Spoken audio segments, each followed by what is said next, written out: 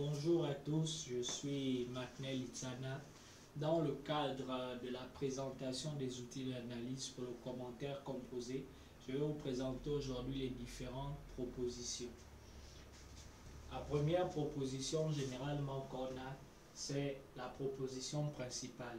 La proposition principale est généralement rattachée à l'une des différentes propositions subordonnées.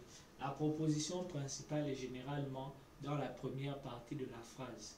C'est la proposition, si on la détache de la subordonnée, elle aura un sens de manière globale. Si vous détachez la proposition principale de la proposition subordonnée, pour savoir et pour vous rassurer que c'est la proposition principale, en relisant cette proposition, vous verrez qu'elle a un sens. Par contre, toutes les propositions subordonnées, si on les détache de la proposition principale, elles perdent leur sens. On a premièrement la subordonnée coordonnée ou la proposition coordonnée. La proposition subordonnée coordonnée est introduite par une conjonction de coordination, mais, ou, et, donc, or, ni, car. Donc, lorsque vous voyez une proposition introduite par ces différentes conjonctions, c'est une proposition subordonnée coordonnée. Ensuite, on a la proposition subordonnée conjonctive. La proposition subordonnée conjonctive est introduite par une locution conjonctive. Donc, comme parce que, lorsque, ainsi de suite. Ce sont des locutions conjonctives. Vous avez la proposition subordonnée relative.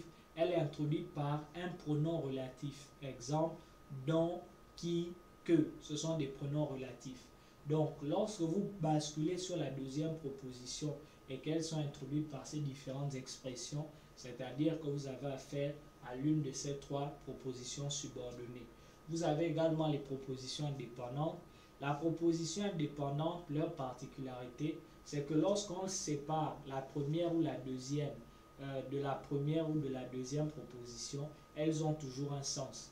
C'est-à-dire que si dans la phrase il y a deux propositions, si je prends la première proposition, je la mets de côté, je prends la deuxième proposition, je la mets de côté. Lorsque vous allez relire chaque proposition séparément, les deux auront un sens. Dans ce cas, on a affaire à des propositions indépendantes. Dans la proposition indépendante simple et à la proposition indépendante juxtaposée. La proposition indépendante est dite juxtaposée lorsqu'elle est séparée de la première proposition indépendante par une virgule. Et vous ne pouvez pas avoir dans une phrase proposition indépendante en même temps proposition principale. Non. Si vous avez proposition principale, c'est que forcément l'autre proposition sera subordonnée. Si vous avez proposition indépendante, c'est que forcément l'autre proposition sera indépendante simple ou indépendante juxtaposée. Merci.